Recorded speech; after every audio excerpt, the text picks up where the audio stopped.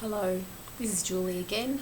I'm looking at the PowerPoint for Seminar 6, and this week we're looking specifically at community development. So if you can open your PowerPoint, if you want to have a look at that at the same time. I'm just going to go through some terms and some concepts, and then I'll stop and there'll be a second part to this seminar. We're really locating community development this week as a very specific type of community work practice. And I'm looking at slide 2, community development. It's often used as a generic term for a lot of the work that people do in communities. However, we're going to explore this week how using community development means a particular style, approach, and processes used in community work. When we look back at Rothman's typology, which is on slide 3, community development is one mode that Rothman organised, and that's what we're focusing on. And the emphasis with community development, as you can see on that table, is around capacity building, network building, self-help, and process-oriented. These are the terms that you will hear frequently when community development is described. And it's really based on the assumptions that people need communities and people need connection with others, and that answers and solutions are actually located within the community. When we also look at Popple's model or organising of different community work practices, the third model highlighted here is community development, and again this is what we're focusing on today. And you'll see that the main role, the title of the worker in Popple's model is as an enabler, a neighbourhood worker, a facilitator. And we had some discussion in our seminar a few weeks ago about that word enabler and what that actually means, and it's very much based on the notion of working with people and not doing things for people. On slide 5 now, this definition by Ife talks about community development as representing a vision of how things can be organised differently so that genuine ecological sustainability and social justice, which seem unachievable at a global or national level, can be realised in the experience of a human community. So the thing I like about that definition is that community development is focused on the human, so the people part, and if we bear in mind that word, local development is part of it. Some other definitions of community development on slide 6. I'll let you read those yourself. But I think the third point there is that it doesn't just happen. That community development is very deliberate, and it requires a conscious and a conscientious effort to do something or many things to improve the community or to address change. Really central to community development is the notion of empowerment, and that term again, enabling and working with, are really part of empowerment, which is about releasing potential, finding where there is potential and actually releasing that.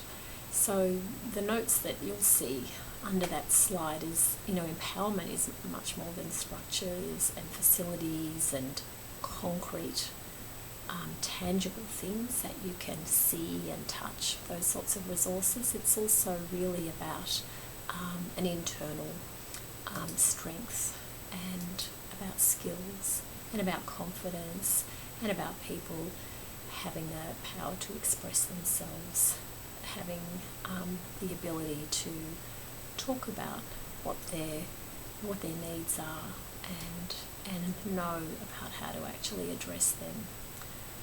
And it's really about ownership as well.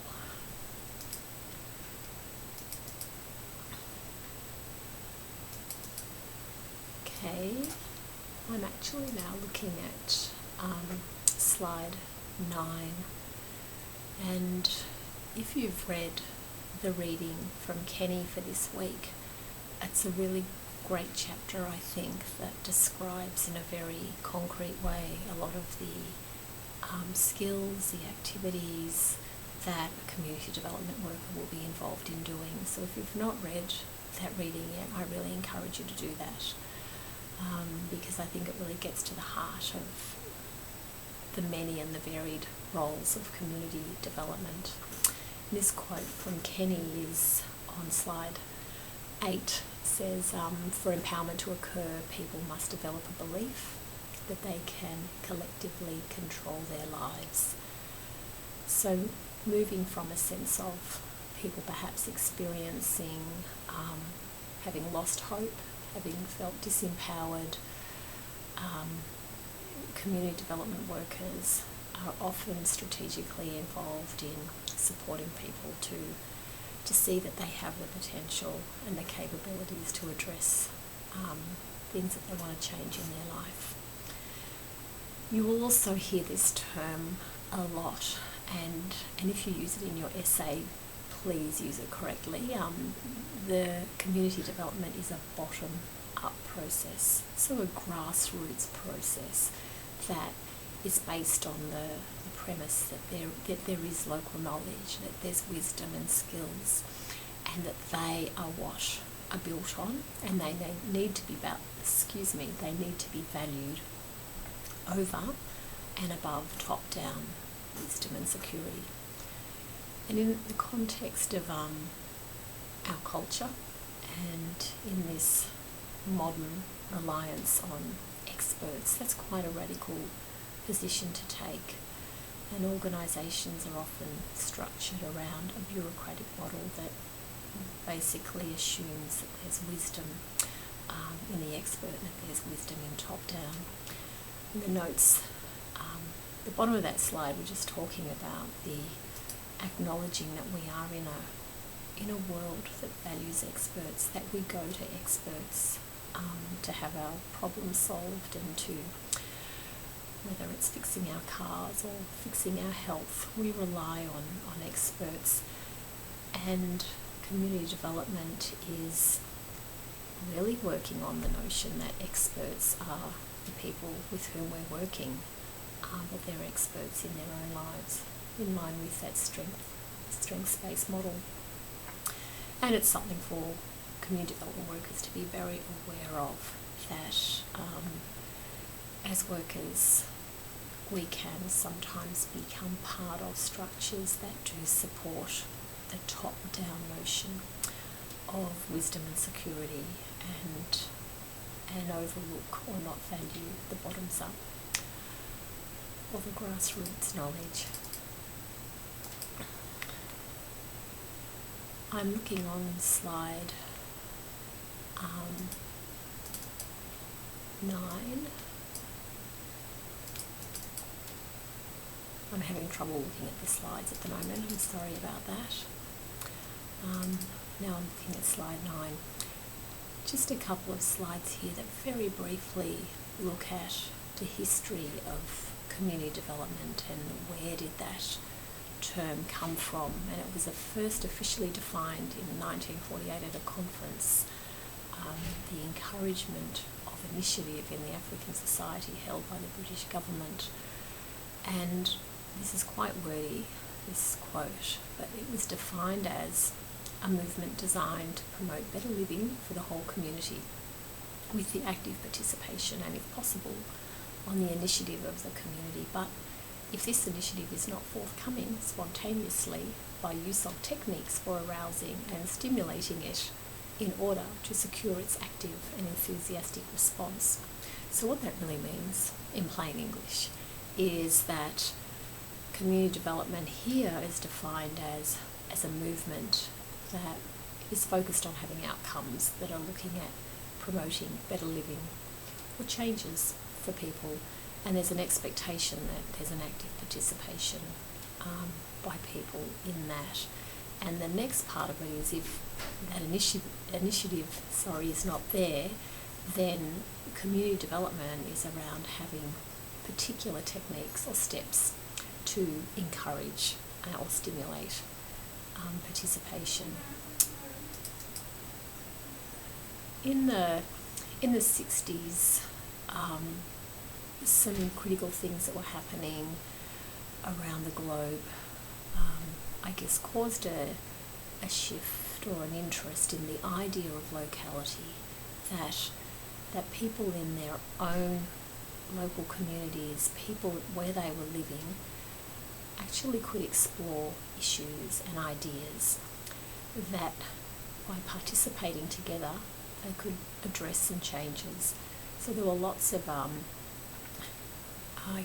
awareness raising groups, education groups, self-help groups that formed during this time that saw there was a real interest and ability of local people to organise things and to address issues.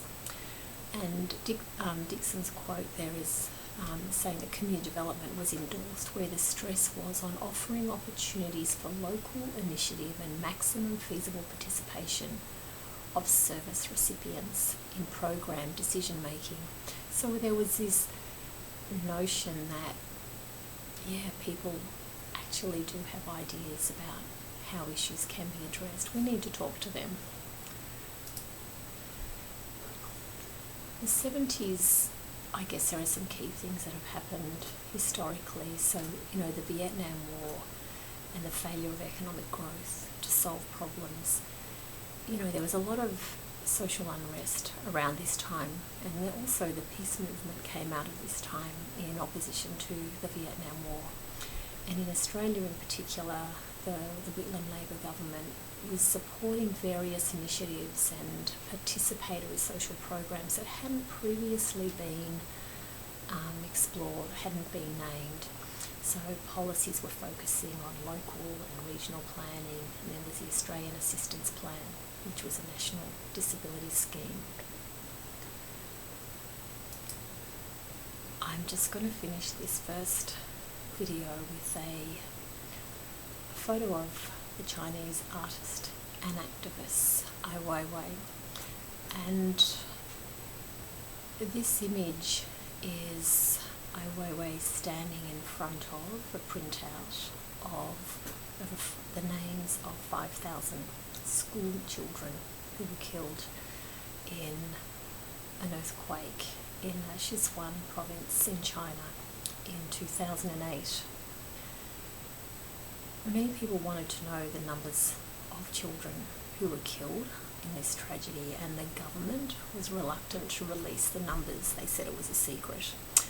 And Ai Weiwei started a project called the Sichuan Earthquake Names Project, and using local people to actually go around and meet family members. They recorded the names of all the children who were killed in that earthquake, and it's thought that possibly over 3,000 of those children died in dodgy buildings, so school buildings that didn't meet the standards. So because of the corruption that exists in the country, that buildings that were schools didn't meet earthquake standards, and this increased the death toll. So there was great, as well as sadness and grief, there was great anger that the government wasn't releasing the actual numbers of children who were killed. So I'm just putting that there as a lovely reminder of how an artist, activist,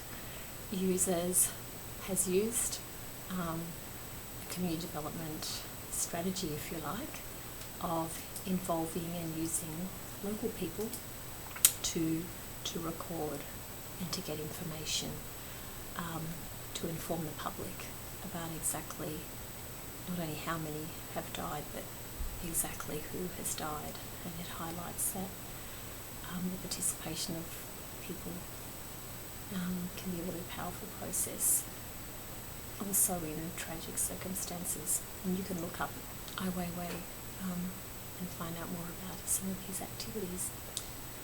Thank you. That's all.